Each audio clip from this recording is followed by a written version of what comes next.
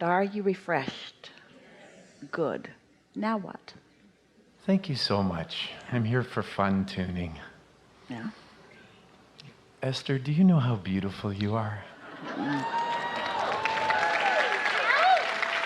She doesn't really. She doesn't? She doesn't really. Let me just remind her. Yeah. You are so beautiful. You have such a big heart. I love you so much. I've been enjoying you all day today. Thank you. We're all in this together, aren't we? Oh, yes, we are. So I want to talk about perception and allowing. Just this simple idea that we are perceivers, that we perceive it all from our perspective, that we are consciousness creating the illusion we're experiencing, so we can actually choose anything we want. Within reason. You can't get far away from your vibrational altitude.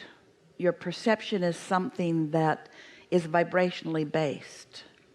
And the more in vibrational alignment you are with the greater part of you, then the broader and more expansive your perception is. And the more capable you feel, the more invincible you feel, the more possibilities you allow.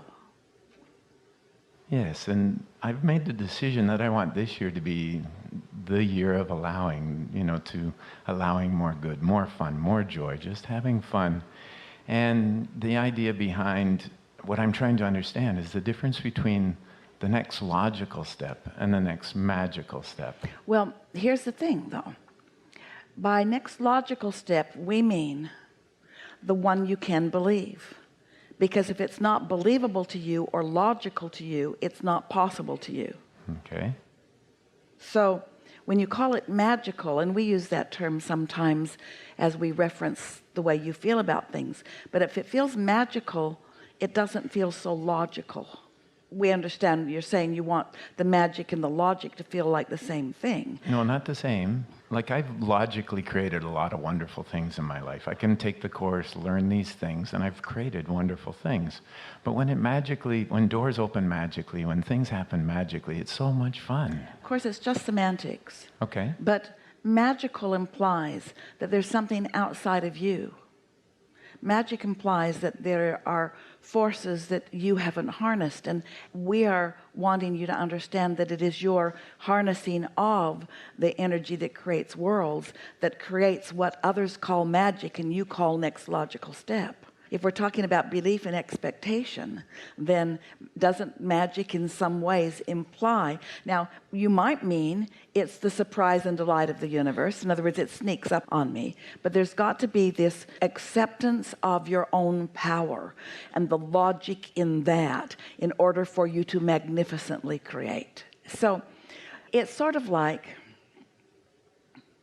the dog can hear things you can't hear, because it's tuned to different frequencies. Well, it's not magic. The dog can just hear things that you can't hear. And you say, I've got a magic dog. What do you mean? He can hear things that I can't hear. Well, it's not magic. It's just tuned to a different frequency. And that's the point we're wanting to make. Okay, just tuned to a different frequency. You see, through your own life, you have shot the rockets that your inner being is now riding. And so your inner being didn't see it as illogical or as magical. It was a logical consequence of your life experience. So your inner being knows it. When you know it, then it is. But as long as only your inner being knows it and you don't know it, then you might want to call your inner being magic. Yeah, I'm Feel getting the it. Oh, yes. soothing that we're wanting to offer yes. here. I love it. Esther says on a daily basis, oh, I love this magic. She loves that flow. She loves that feeling when everything appears to be working in concert with her desire, where her timing's just right and the doors are just opening and moments are piling up with delicious things. And sometimes she will use the word magic, but she doesn't mean it in the way most people mean magic. She says, my magic is here, meaning I've got the magic, meaning I've got the clarity, I've got the understanding, I've got the knowing, and most important, I'm applying it right here and now. Oh, yes. Yeah. And so, having chewed that over, What is it that you want to talk about? Just the idea of a plan A. Just before you were talking in the previous session about either you're feeling good or you have the manifestation. That's how you know where your vibration is. And you've said, if you have a plan B is going to happen. I have a plan A, and I'm loving plan A, and I'm enjoying plan A. And I just want to thank you for letting me say how much I love plan A. Plan A has certainty in it, doesn't it? Yes, it does. Yeah. However, it's all right to have plan B, because let's say you have plan A and just a little bit of doubt in it. So you put plan B in place, which makes your doubt feel better. So plan B might be shoring up plan A. Shoring up plan A. Oh, I like that. Thank you. Whatever it takes to feel a little better. There's just not one avenue through which my well-being flows. It's coming to me from every direction. Everywhere. I don't have all my eggs in one basket. Yeah. Playing, having fun. Nothing serious going on. Thank you so much. Yeah. I love you. Indeed. Indeed.